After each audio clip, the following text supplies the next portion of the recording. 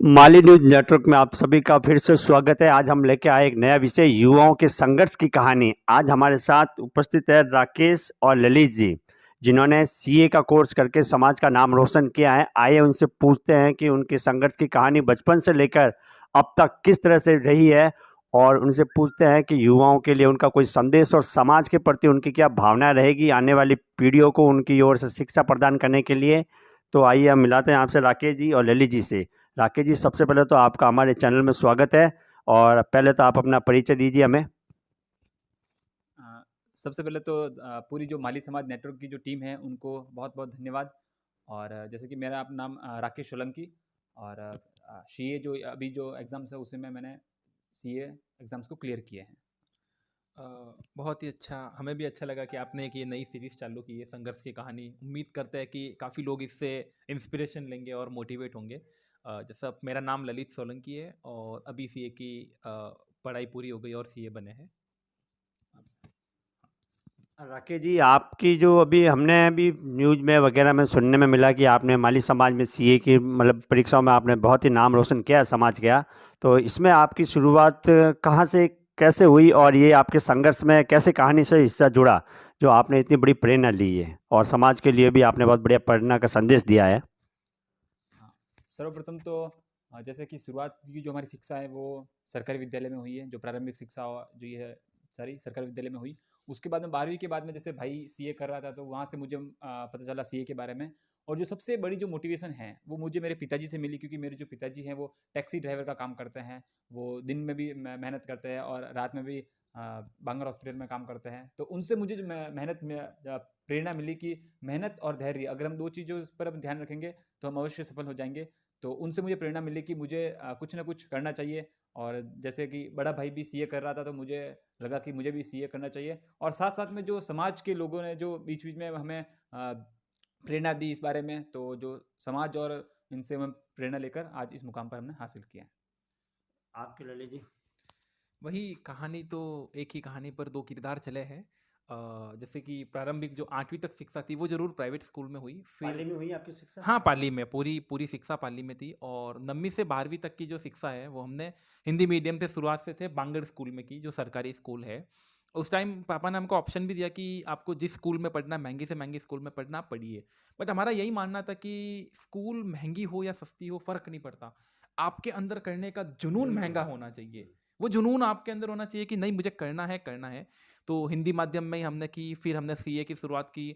Starting में हमको काफ़ी तकलीफ भी हुई थी सीए के अंदर, क्योंकि सीए पूरा कोर्स लगभग इंग्लिश अंग्रेजी विषय में बहुत ज़्यादा होता है, हिंदी में बहुत कम मिलता है। तो हमको कोचिंगें भी नहीं मिली, क्लास भी नहीं मिली। खुद से काफ़ी मेहनत की, और तो लोकल टीचर से हमने, मतलब सिटी के ही, उनसे कुछ मदद ली। और 2 स्टेप हमने ऐसे ही क्लियर किए। फिर ट्रेनिंग भी अच्छी हुई और फिर हमने लास्ट में जाकर अंग्रेजी में कन्वर्ट कर दिया, बिकॉज़ ऑप्शन नहीं था हमारे पास, क्योंकि हिंदी में जनरली उतनी मान्यता होती नहीं। तो फिर इंग्लिश में कन्वर्ट किया और फिर हम मुकाम के साथ में एकदम पढ़ाई की और सीए के अंदर हम आते रहे। लेकिन आपके जब सीए तक की आपने जहाँ पहुँचे हैं, उसमें कुछ कठिनाइयाँ तो आई होगी आपके जीवन में। कठिनाइयाँ तो देखो, क्या है ना कि जीवन जो एक सफ़र है वो कठिनाइयों से ही भरा पड़ा रहता है। जीवन के, जैसा आप भी जानते हो, हर मोमेंट पे कठिनाइयाँ तो आनी ही आनी है। बट मैटर ये करता है कि हमारा जो एटीट्यूड है वो ऐसा होना चाहिए कि यस, ये कठिनाई आई है बट ये कठिनाई भी चली जाएगी। रात आई है तो दिन तो होगा ही होगा, सवेरा आएगा, अंधेरा ढलेगा और उजाला होगा।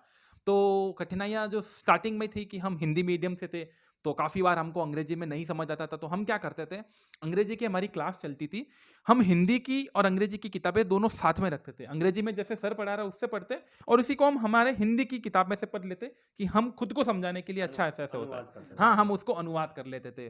तो ये हिंदी अंग्रेजी वाली हमको थोड़ी सी समस्या थी।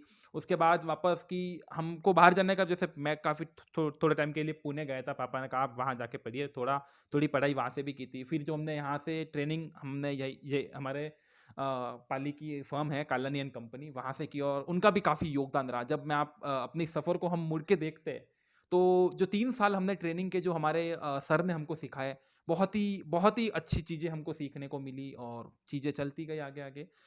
वापस कठिनाइयों में जब एक दो, मैं फाइनल में 2 बार फेल हुआ, तब बहुत ही अंदर से टूट चुका था मैं। दूसरी बार जब फेल हुआ तब आई एम लाइक कि शायद मेरे से नहीं होगा या नहीं। बट पापा हर समय साथ में खड़े रहते थे, और उनका वही था कि आप हार मत मानिए, आप हार मान कर, हाँ, हौसला बुलंद करवा हौसला बुलंद करते रहे, आप हार कभी मत मानिए, आप अपने आप में धैर्य, अपने आप में विश्वास रखिए, आप कर पाओगे। और उन्हीं के मुकाबले फिर तीसरी बार में मैंने सफलता को हासिल और साथ-साथ में जो समाज के जो बंधु हैं वो हमेशा हमें प्रेरणा देते थे मोटिवेट कर। और उनके जो हमें जैसे भी किसी भी अगर एग्जाम में हम क्लियर हुए तो वो सम्मानित करते थे। तो हमें उनसे प्रेरणा मिलती थी कि हमें कुछ ना कुछ करना चाहिए कि समाज हमारे साथ में खड़ा है, मनोबल बढ़ाते मनोबल रहते बढ़ाते थे। और जब समाज, और मैं यही कहता हूँ सब युवाओं से कि समाज हमारे साथ में खड़ा है, अगर हम कुछ भी करना चाहें तो समाज हमारे साथ में खड़ा होकर हमें आगे बढ़ाने की पूरी कोशिश करता है। जैसे ये शिक्षा कुछ महंगी है या फिर सामान्य है यूँ? सामान्य ये एक बड़ा अच्छा इसमें है कि जो अन्य जो कोर्स है इंजीनियर हैं या चाहे तो वो बहुत महंगी है, लेकिन इसमें इतना महंगा नहीं है। ये बहुत ही सामान्य अगर आप फीस है इसकी तो उसके साथ में आप इसको कर सकते हैं। सिर्फ फीस का एक दे दूँ कि जैसे ये 5 साल अराउंड ये कोर्स लेता है, जो हमारा इंस्टीट्यूट है जो ये कोर्स करवाता है, टोटल 5 साल में लगभग 1 लाख रुपया, सिर्फ 1 लाख रुपया सिर्फ इंस्टीट्यूट अधिक से अपनी अधिक फीस लेता है, अधिक हैं। से अधिक 1 लाख। उसके अलावा जो कोचिंग आप प्राइवेट लेते हो उनका अलग पैसा है, वो, हाँ, वो अपने पे डिपेंड करता है कि मैं 10,000 वाली कोचिंग लूँ, 20 या 30 वाली। बाकी 1 लाख के अंदर-अंदर पूरा कोर्स 5 साल में कंप्लीट हो जाता है। हमारे ग्रामीण क्षेत्रों में बेचारे मध्यम वर्ग के जो लड़के हैं वो 8वीं या 10वीं पढ़ के फिर बाहर चले जाते हैं कमाने के लिए। वो क्या है, हमारी शिक्षा स्तर हमारी समाज की बहुत कम है, युवा बहुत कम पढ़े लिखे हुए हैं, लेकिन आप एक सामान्य परिवार से आते हैं। क्या आपके भी जीवन में ऐसा कोई आया था संघर्ष कि भाई हम बीच में कहीं स्कूल छोड़ लें और कहीं जाएं? जैसे एक बात जैसे ये है होता है कि जैसे हम जब मध्यम परिवार या उससे भी नीचे लेवल से हम बिलोंग करते हैं, तो बच्चे की 20 या 21 साल उम्र होते ही समाज, मतलब जैसे बाहर के लोग भी उम्मीद करते हैं कि अब तो आपके बच्चे को कमाना चाहिए। तो समवेयर जब हमारे साथ में भी ये था तो मतलब होते कोई ना कोई तो बोलते हैं कि आपको तो कमाना चाहिए, बट पापा एक ही कदम पर थे कि नहीं, तेरे को कोई चिंता नहीं करनी, 1 रुपया भी मेरे को तेरा नहीं चाहिए, तू बस आप लोग अपनी पढ़ाई करो और वो करो, कमाने के लिए मैं हूँ। इसी हिसाब से पापा डबल-डबल काम करके 18 घंटे काम करके उन सब चीज़ों को लाते थे। और आज भी ये है ग्रामीण क्षेत्रों में और ये चीज़ कि बच्चा 20-21 साल का हुआ, उसको मुंबई, पुणे भेज देंगे कि आप जाओ कमा के लेके आओ। मैं बस एक ही बात कहूँगा कि आप 2 या 3 साल अपने आप को दीजिए। जो आपका हुनर है आप उनको निकालिए। पढ़ाई में है, पढ़ाई में निकालिए, दूसरे काम में है आप उनसे निकालिए। खुद को टाइम दीजिए, उसके बाद आप देखिए 2-3 साल बाद में जो वो कमाएँगे वो आज से कमाने से ज़्यादा ही पैसा होगा। बस वही है कि ग्रामीण क्षेत्रों में यही कहना चाहता हूँ कि बस जैसे लोग बहुत ज़्यादा मुंबई चले गए, वहाँ चले गए, तो उसको हमें बंद करना चाहिए। पढ़ाई को हमें प्राथमिकता देनी चाहिए। युवाओं से भी कहना चाहता हूँ कि आप जो पढ़ाई है उसमें अपनी प्राथमिकता देवें और उसको ध्यान बढ़ाएं। और उनके जो माता पिता उनसे भी कहना चाहता हूँ कि अपने बच्चों को अवसर प्रदान करें, थोड़ा समय दिए, वो हम अवश्य निखरेंगे। आप कभी गांव वगैरह जाते हो, उन्हें ऐसी कोई आपके सामने ऐसी कोई आता है, भाई कोई कहता है यार मेरा बच्चा बाहर गया है, तो आप उनको सलाह देते हैं कि अपने बच्चों को पढ़ाओ, बाद में तो कमाने की उम्र पूरी पड़ी है? हाँ, उनको पूरी सलाह यही रहती है, जैसे हमारे परिवार में भी कुछ ऐसे लोग हैं कि रिश्तेदार वगैरह रिश्तेदार वगैरह में कि भाई वो अपने बच्चों को इनिशियल स्टेज में छोटे में ही 19-20 साल बाद में कहीं दुकान पे रख दिया, वो रख दिया। तो मैं उनसे यही कहता था हमेशा कि नहीं, उनको पढ़ाना चाहिए, पढ़ाई में ही सब कुछ आपको मिलेगा। लेकिन आज वो शायद उस समय मेरी बात को इतनी सीरियस नहीं लेते थे, पर शायद उनको आज पता चला होगा कि पढ़ाई का क्या महत्व है, अगर पढ़ाई के साथ में हम क्या कर सकते हैं। पढ़ाई में बच्चा होशियार होता है, लेकिन हाँ, ये होता है कई बार, कई युवा जो बहुत होशियार रहते हैं, जैसे हमारी नारी शिक्षा के बारे में भी है, बालिका शिक्षा में भी है, तो वो भी बहुत होशियार है, तो उनको भी बनाना चाहिए। अगर समाज में शिक्षा संस्था संबंधी कोई अगर क्लासेज होती है तो आप उसमें कोई योगदान देंगे समाज के लिए?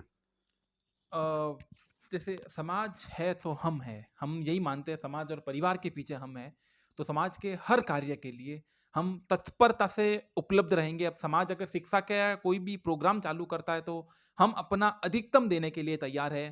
जो भी बच्चों को गाइडेंस हो गया, ठीक है, जो भी स्टूडेंट्स हैं, जैसे हम कॉमर्स से बिलोंग करते हैं तो कॉमर्स सब्जेक्ट से हो गया, सीए से रिलेटेड कोई भी जानकारी, पूरे सीए कोर्स से रिलेटेड हो या संबंधित कोर्स से रिलेटेड हो या पढ़ाने का हो, तो हम हमेशा तत्पर रहेंगे इस चीज़ के लिए। वापस एक जैसे मैं यूट्यूब चैनल का भी रेफरेंस दे देता हूँ। जैसे हमारा एक यूट्यूब चैनल भी बन रखा है सीए ललित सोलंकी करके, तो वहाँ पे भी सीए से रिलेटेड सब वीडियोस रहती है, तो आप वहाँ पे भी रेफर कर सकते हो और वहाँ उसके थ्रू आप हमसे पहुँच सकते हैं। आपको अगर कोई भी मदद चाहिए एकेडमिक से रिलेटेड या नॉन एकेडमिक से रिलेटेड, उस यूट्यूब चैनल की लिंक यहाँ पर डिस्क्रिप्शन में रहेगी, तो आप वो रेफर करके भी देख सकते हैं। बस यही है कि संपूर्ण संपूर्ण रूप से हम तैयार हैं। समाज को अगर कुछ भी गाइडेंस की ज़रूरत है तो हम संपूर्ण रूप से तैयार हैं, क्योंकि समाज के लोगों ने हमें प्रेरणा दी। अब हमारा भी ये दायित्व बनता है कि हम भी समाज के लोगों को और आगे बढ़ाएं। तो अगर कुछ भी ज़रूरत होगी कोचिंग से रिलेटेड, समाज के कौन से बच्चों को कैसे कोर्स आप दे सकते हाँ, हैं? जो कॉमर्स के रिलेटेड जो सारे कोर्स है उसमें तो पूर्ण योगदान दे सकता है। जैसे कि सीए है, सीएस है, सीएमए, उसके बाद में एमबीए, बीबीए, बीकॉम्स, एमकॉम्स, जो ये सारे जो कोर्स है, उसके साथ में अगर कोई जूनियर अकाउंट्स या कॉम्पिटिशन्स की जो जिसमें कॉमर्स के जो कुछ हैं, बैंक की तैयारी है, तो उसमें अगर ज़रूरत है तो हम बताइए। संपूर्ण रूप से गाइडेंस दे गाइडेंस दे सकते हैं। समाज के कुछ मध्यम वर्ग युवाओं के लिए कोई संदेश?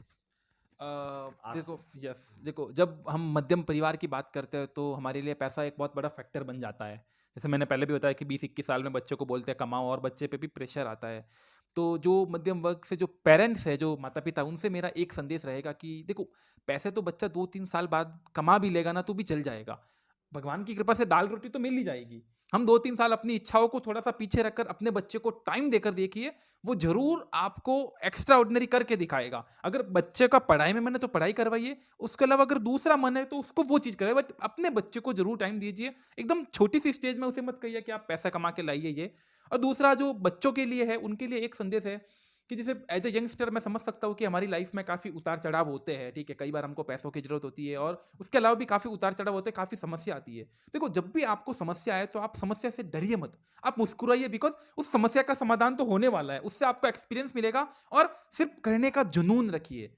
देखो, मध्यम परिवार में माता पिता बहुत मेहनत करते हैं, तो बच्चों से एक ही गाइडेंस रहेगा, आपको बाहर मोटिवेशन लेने के लिए बाहर जाने की जरूरत नहीं है। जब भी मोटिवेशन की जरूरत हो, अपने माता पिता को देखिए, देखिए आपके पिता कितने हार्ड वर्क करते हैं, कितनी मेहनत से काम करते हैं। बस करने का जुनून रखिए। और मेरे दोस्त और जो भी लोग देख रहे हैं ये वीडियोस, आपको सफलता जरूर आपके कदम चूमेगी। सिर्फ आपको करने का जुनून और आपके अंदर से चीजें होनी चाहिए। और जो मध्यम वर्ग की बात कही तो मैं यही एक जो शब्द जोड़ना चाहता हूँ कि पूरा समाज आपके साथ में खड़ा है, क्योंकि हमारे समाज में भी कई ऐसे शिक्षा संस्थान चल रहे हैं जो समाज के जो मुफ्त में हमें शिक्षा प्रदान कर रहे हैं, और समाज के लोग भी आपके साथ में खड़े हैं। अगर आपको कोई जरूरत होगी तो समाज के लोग आपके साथ में हैं।